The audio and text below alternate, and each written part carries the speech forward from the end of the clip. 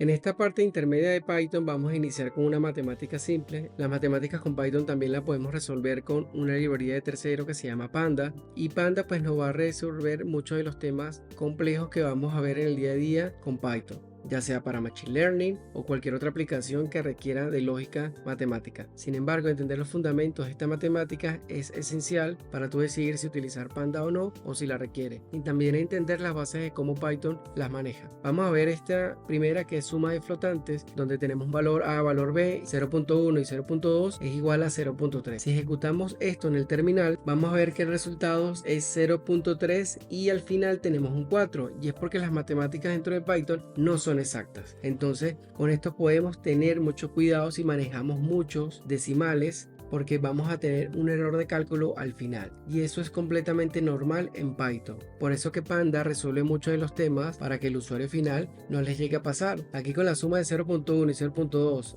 y demostrando que no es 0.3 exactamente, vemos este error de cálculo que tenemos que tener en cuenta para las aplicaciones que tengamos que hacer. Siempre traten de hacer un parseo a 0.30. Eso significa 2 decimales, como máximo 3. Si colocan todos los decimales o lo dejan abierto, el error de cálculo va a aparecer. Este error de cálculo a veces no es visible para las aplicaciones que estemos realizando, que son las más comunes. Para efectos matemáticos, esto ya representa un error. También un error para Machine Learning, también un error para AI y cualquier TensorFlow que nosotros estemos realizando con Python. Tengan en cuenta que los flotantes son muy complejos si dejamos muchos decimales. Ahora veamos cómo nosotros podemos redondear en Python. Para redondear en Python lo que tenemos que utilizar es la sintaxis round y colocar dentro el valor que deseamos redondear. Típicamente se redondean números decimales. Cuando redondeamos 2.3, él va a hacer la lógica de redondear desde el punto 5. Significa que si es 2.3 lo va a redondear a 2, y si es 2.7 lo redondea a 3. Pero si lo vemos acá, vamos a determinar acá que el primero era 2.3 y lo redondea hacia abajo porque no llega al punto 5. El segundo lo redondea hacia arriba porque pasa el punto 5 en la parte decimal,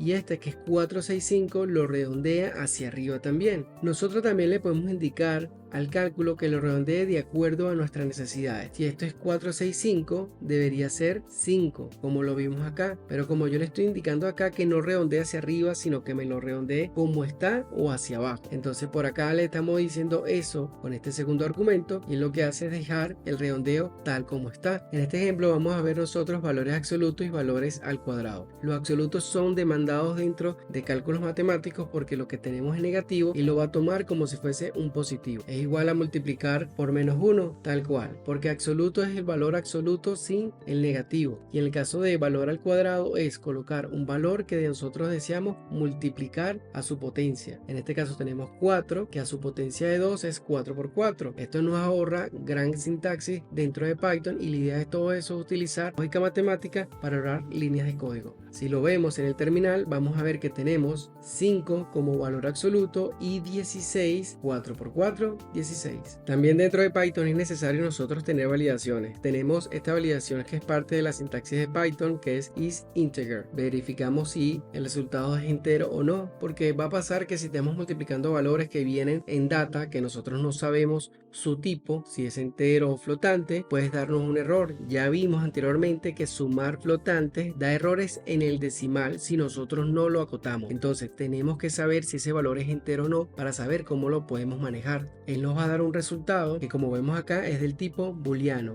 va a ser false o true. Como vimos anteriormente, tenemos que nosotros formatear la data, validarla si es entero o no, y la idea de todo esto es utilizar el formateo. El formateo de valores es necesario cuando nosotros obviamente pasamos de una variable a otra. Ejecutamos el script. Ya ejecutado el script, vamos a ver que 0.165 imprime el mismo valor porque aquí no lo estoy formateando. 1 le da un formateo de 2F, significa que 2 decimales. 3F es formateo de 3 decimales y no agarra más. En el caso de este número, lo que estamos es formateándolo para que tenga comas, de acuerdo a la sintaxis matemática de cualquier representación de un número de tipo numérico. Por ejemplo, le estamos diciendo aquí que todo esto lo divide entre 3, significa que 123.400.000 0.56789. No tiene punto decimal. Recuerden que la coma es la separación de agrupaciones y el punto es para los decimales hacia atrás. También yo puedo formatear este número que está acá, le puedo decir que lo formatee en .2f. Significa que yo puedo tener 1234.56, él lo formatea a 2f, como él ya está, sin embargo le está agregando la coma. Ahora el número es más legible, es 1234.56. Si vemos más abajo tenemos otro valor que es 0.8 y le estamos colocando porcentaje. Significa que va a ser 80% con un valor de decimal y 0.8 con dos valores decimal nos daría 80.00%. Formatear valores es necesario y mandatorio cuando trabajas con información numérica para evitar errores ya sean visuales o de cálculos mayor. Finalmente vamos a tocar los números complejos. Los números complejos están formados por su parte real y por su parte imaginaria. Aquí en este valor tenemos 1 que representa lo real y más 3j que representa lo imaginario. J hace más referencia a la parte imaginaria para que se pueda determinar de forma visual. Python ya trae de forma predeterminada el análisis en su sintaxis para determinar si el valor tiene una parte real o una parte imaginaria. Es tomar esto que está acá como variable, le colocamos